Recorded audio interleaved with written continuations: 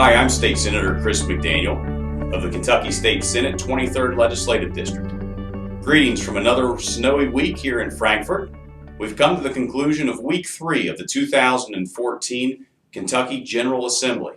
This was a slower week than previous weeks because of the Martin Luther King holiday and also the snow that we saw both on Tuesday and Thursday of this week. Now this week in committees, we were able to hear lots of good bills. First of all, in Military, Veterans Affairs, and Public Protection, we heard testimony on Senate Bill 74, which is a Good Samaritan bill to help limit liability for engineers and architects who volunteer after natural disasters. Further, we heard testimony from Colonel David Thompson about the drone use in Kentucky and also on our military installations. In state and local government, we passed Senate Bill 53, which allowed subpoena powers for Metro Ethics Councils.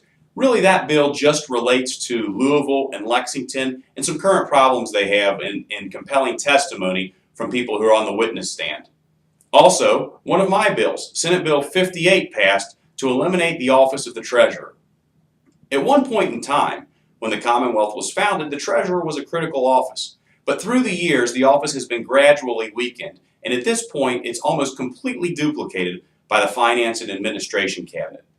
By eliminating this office, we will save about $2.25 million annually. We'll transfer the duties to the Finance Cabinet, with the exception of the report quarterly on the finances of the Commonwealth, and those duties will be passed to the Auditor of Public Accounts. This did pass from committee and was reported out to the floor of the Senate, and I look forward to its vote on Monday. This week, I also filed a couple of bills. First, Senate Bill 94 deals with the licensing requirements for anesthesia associates, cleaning up some antiquated language. Also, Senate Bill 93 was a pledge that I made during the interim to handle some problems we have with pensions being granted to folks who frankly have not served the public properly. This bill will require the forfeiture of pensions if you are convicted or resign in lieu of a felony or misdemeanor associated with your work. As a retiree, the pension could be forced to be forfeited if you're convicted of a Class A felony, such as murder, rape, etc. This week, I had some bills that passed off of the floor of the Senate and were sent to the House. First, Senate Bill 27, which moves constitutional elections to even-numbered years. By making this simple change, we will increase voter turnout from what normally in odd-numbered years is 28%, to what normally in even-numbered years is 59%, which means 31% more people participating in our democracy. The bill will also save the Commonwealth $3.5 million in 2015, and it will save counties $13.1 million in 2015. Also, on Thursday, I passed Senate Bill 4 off of the Senate floor, and it went to the House. This deals with the pension reciprocity repeal for legislators.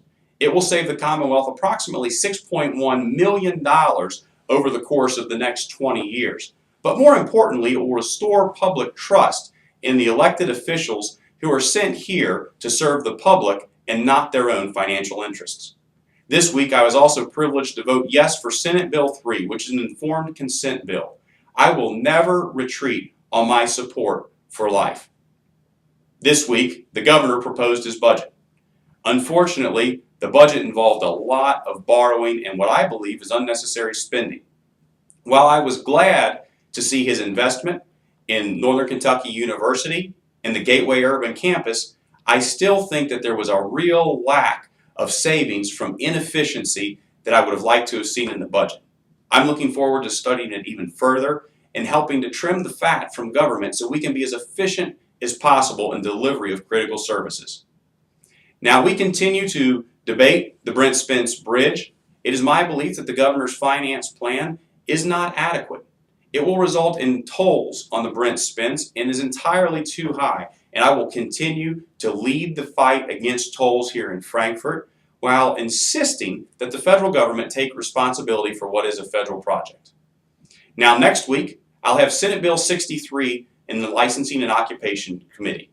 This bill is a great bill for small business all across Kentucky because it will help reduce workers' compensation premiums. It's been endorsed by the Kentucky School Boards Association, the Home Builders Association, the Kentucky League of Cities, and countless others. Thanks for joining me this week on an update here for week 3 of the Kentucky General Assembly. It's my privilege to serve you every single day in Frankfort. If you ever have a need, please contact my office at 1-800-372-7181. Thanks again, and have a great week.